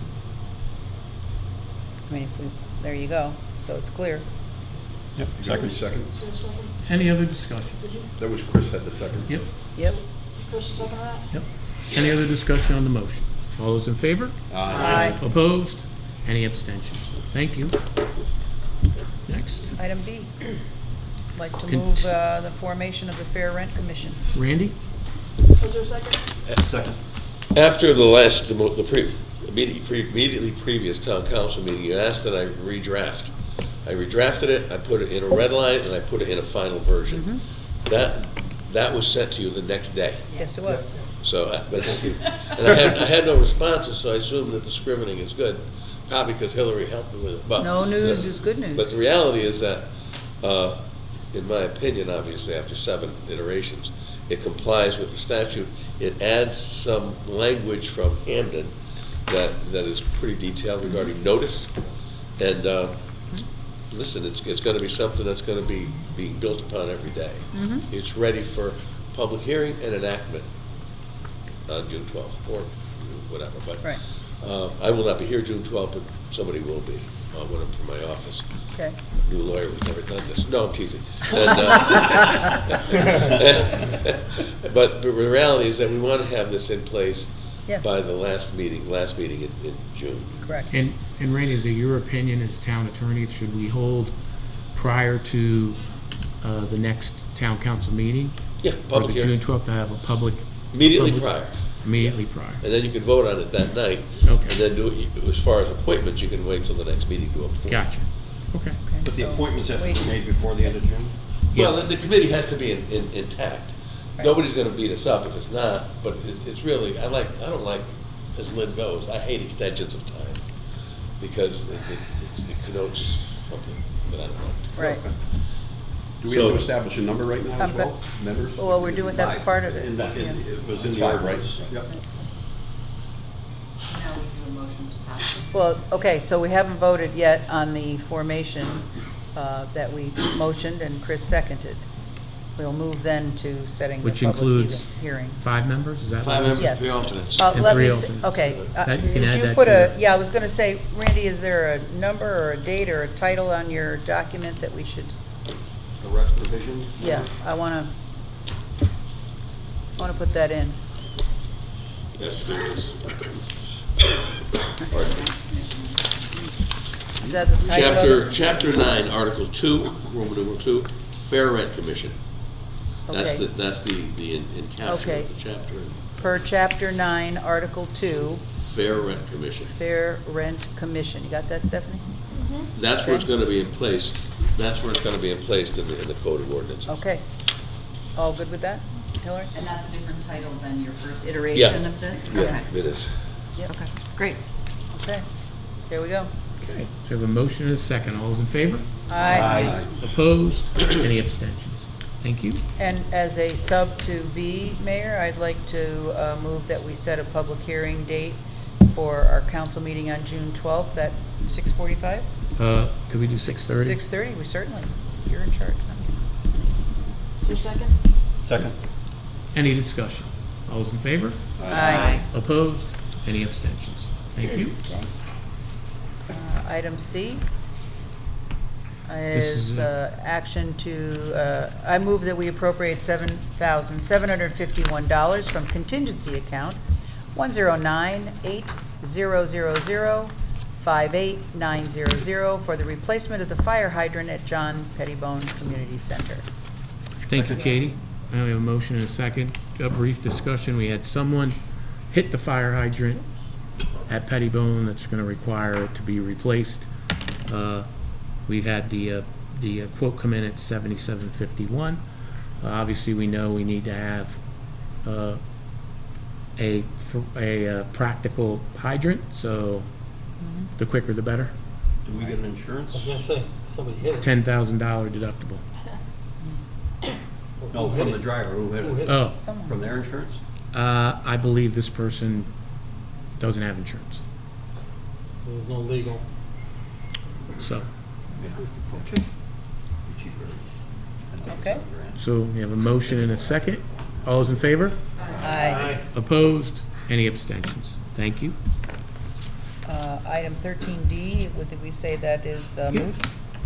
Yep, I just wanted to you let wanna the council know, I was Okay. at the last Board of Education meeting, and at their meeting, they voted to relinquish the East Street School Building to the town of New Milford on June 30th, 2023. So they did that formal process. Okay, great. Item 13E, I'd like to move that we set a date for a town meeting for the appropriation of ARPA funds of $2,500 to RV&A, $40,000 to the New Milford Affordable Housing, and $10,000 for the United Way. I suggest that we do this at our next meeting, June 12th at 6, well, we had 6:40 on here, but. Yep. Is that enough? That's it. Okay, at 6:40 PM. Right after the 6:30. 6:30, we already have the other. That's what I'm Right, saying. yeah. That's all you want to give us, 10 Any minutes. discussion on the motion? All those in favor? Aye. Opposed? Any abstentions? Who seconded that? Paul. Thank you. Economic Development Report. Thank you, Katie. I'll be brief, real quick. With the Connecticut Department of Labor, are as of April 2023, currently our statistics are those that are capable of being in the job market are 14,749. Those that are currently employed are 14,343. So that brings it down to 406 residents that currently are not working, which puts us at 2.8% unemployment rate here in New Milford. How does that, do you know how that stacks up to Yep, the but we're state? kind of, with the state, we're below average, but kind of in the surrounding areas, we're kind of about in line with most of the area around here. Also spoke with Bill Murphy, our building inspector. We're still seeing strong growth when it comes to applications through building. Last week we had 42, 57 inspections were done, 65 permits were issued. And one of the things he still sees is very strong growth in solar. A lot of people continuing to put solar on their houses to reduce their costs through their provider. Some of the other things that he had mentioned as well is still seeing people kicking tires, and from his perspective, about commercial properties here in New Milford. And kind of some of the properties real quick, some of the new businesses. We have Grassroots Ice Cream that just opened up on Bank Street, doing well. John Larson over at Larson's Farm opened up his ice creamery across the street from his stand. Both these places do great ice cream. Kimberly, yep, John Kimberly at Kimberly Farm. And then you have Tasty Waves actually has an ice cream machine in there now too, so they do the yogurts and the ice cream as well. We also have some of the properties that are currently under construction. There's a Mike Snahome's East Connector. which is right by the hydro seed plant, right there on Route 7 North, be across the street from the cottages there. You also have, Chris is putting up his Roger Sherman commercial properties, which is kind of in back of the cottages there. Yep. So he's working on that property there. Coming into town, you have the commercial storage facility next to Housatonic Brewery. You then also have moving more up north of Route 7, and you have obviously the car facility that's on the left-hand side that just opened up, O'Reilly's. There's going to be 2 additional retail footprints that will be there as well. But they've also, as you can see, they've already done the shell for O'Reilly's.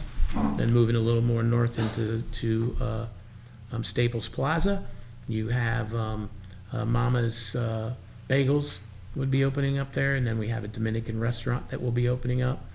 Down by Party Depot, going through zoning now, is a 200,000 square foot storage facility that's going through the process there. Going down a little farther north on Route 7, Dairy Queen will be opening up there. Yep. You're also going to have, I'm not allowed to say one of the restaurants that may be going in Litchfield Crossings, but it would be very, very good for their enterprise there. Hopefully we could say something shortly with that. You have Northeast Carpet. I think he's put up his storage facility there to the right. Then you make a left going over to Still River. You have Garrity's Plumbing. They started doing some groundwork there. You have Built Right Built. They're just about ready to get their CO. Then you go over right before the Rotary on the left-hand side. You have, I think he's doing it piece by piece, but it's the masonry headquarters that's going to be right there. And then you go down down Pickett District to the left, which was approved, hasn't done anything yet. I believe it's 110 units, townhomes, and then 3 or 4 storage units, commercial there as well. Then you have Mr. Brucey's headquarters, as well as Frank Latchkey's FSM Excavation there as well. So we're seeing a lot of activity, as you can see. And then as far as housing, affordable housing, you have next to the police station, you have the affordable housing. I believe that's 27 units, I'm not sure. Then you go up north to where, on 202, where the Dunkin' Donuts is, where the old funeral home was. That's actually the oldest building in New Milford, and that's going to be affordable, I believe, 4 units. You go over to Boardman Bridge there. I believe it's 17 units Mears doing, 12 or 17 that are there. Then you go over to here, right across the street. As you can see, they've taken down the barns and the building. That's going to be 17 units, 830G. Then go up Route 7.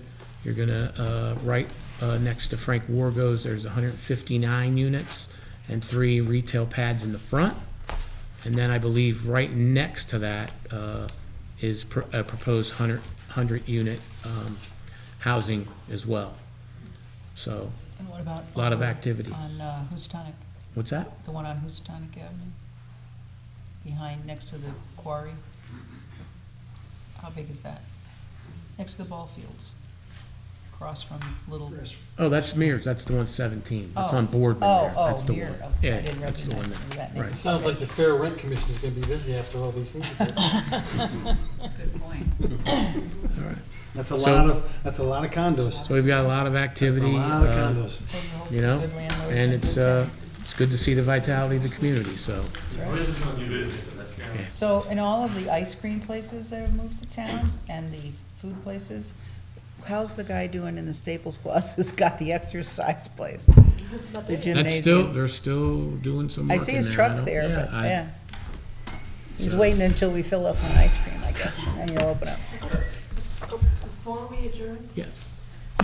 now that we've gotten through our budget process, et cetera, I really feel the community needs to hear about the fires at the high school, about the process, about what happened, the full fire marshal's report on both fires, where we stand with insurance, how all the expenses are covered. It's too much to do now, but I really feel the community deserves, because rumors go crazy, and I would really like to have the facts represented from you, Mr. Mayor, and the Municipal Building Committee, Fire Marshal, et cetera.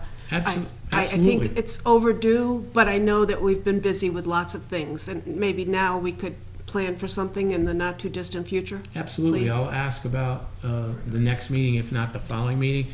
We had Dean Petrucelli, who's here, who actually is the architect of record for the Sarah Noble project. He is actually the one that's doing the New Milford High School roof as well. So we'll make sure that he is there. Great. Make sure the fire marshal's there, our building inspector. And one of the things I would like to say, to correct the record, because as you just said, Alex, was misrepresentation. So our Board of Ed chairman misrepresented, and let me say that again, misrepresented the fact that for some reason that the building committee had anything to do with the first fire, and that the wood shop was closed because of a fire. That's absolutely 1,000% false. The reason why it was closed was because there's a plume up there, and that plume was not put in properly. Now, I'm an optimistic guy. Thank God that that plume did not go up with all those kids in school, because I can tell you what would happen.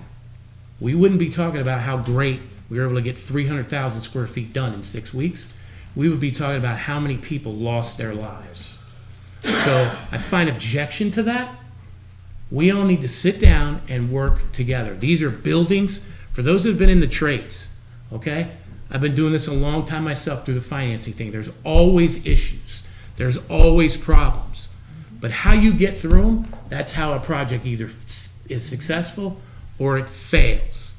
So I definitely, with you, I want to bring people in here. Let's everybody hear what's happening, because a lot of people are throwing out a lot of stuff that I think once they hear everything and the tone comes down, I think they'll understand that all these projects are work in progress, and it's all to the benefit of our kids and those that are working in the schools. You might need a bigger space. But also, excuse me, but for the record, since he's not here to speak to what you just said, just in fairness, I think that what he said was that if there had not been a fire, that would never have been exposed. That cost would never have come to the Board of Education. And because it was a result of the fire, that $250,000 to fix it should have been covered by insurance or by the town. The town owns the building, the town built the build that incorrectly. So Hillary, right? here's something. So I'm just saying, as far as being fair, in fairness, he's not here to say what he said. And I agree. Right. Here's something that I 1,000% agree with you on. There's two factors. One, okay, they're town buildings, which is what I've proposed all along for having the walls out be run by the town, because there are buildings. And two is if you do a walkthrough, which we should be doing in every one of our buildings every year, looking at the plans and specs every year, someone should have known that plume was up there. Somebody should have known that. Tell you something, I have my middle daughter who just graduated, was in that high school, and for full disclosure, my youngest one, still there. So as concerned as everybody else is, I am too. And I think as we go through these things, I think these are great points that we all can do as takeaways to make sure that these things don't happen, that we don't find, plumes that aren't supposed to be there or aren't properly constructed. Right, or hire companies that have all these really horrific practices. I would be clear on one thing. The negligence of a person does not constitute the blame of another person. A person is negligent. So you can't control negligence of a person. So you can't go back and blame somebody who either hired somebody or not for someone's negligence. So you have to be clear on that. It's not the person's fault whether he hired him, she hired him, or a company hired him. If somebody's negligent in something, then they're doing basically it was a criminal act of starting the fire. How the committee, how they came to hire this company, how the town, who made the decision. I want the whole process, but nobody knows the process, so that's to be determined. Absolutely, so we'll bring all that up, how it was hired through our bidding process, all that stuff. Yeah. Absolutely. Any other questions? All right, do we have Sal? Motion to adjourn. Oh, really? Same enthusiasm. You want to stay longer? All those in favor? Thank you, everybody.